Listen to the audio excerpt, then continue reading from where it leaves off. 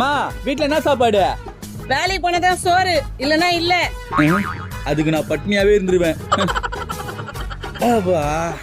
வாய் நம்ம இந்த நான் எத்தனை வரான் இவன். டேய் நேதுரா இது எலுமிச்சை சாப்பாடா? எலுமிச்சை சாப்பாடா கூட. மீன் குழம்பு போயிட்டு எலுமிச்சை சாப்பாடுன்றான். பரவாயில்ல. எலுமிச்சை சாப்பாடா? மீன் குழம்பு போய் எலுமிச்சை சாப்பாடு சொல்றான். இத போய் எலுமிச்சை சாப்பாடு சொல்றான். எந்த சோறா இருந்தா நம்ம சோறு வச்சா போதும். டேய் நேதுரா இது? மா இந்த பைத்தியக்காரன் மீன் குழம்பு போய் எலுமிச்சை சாப்பாடு சொல்றாமா. டேய் இது மீன் குழம்புடா.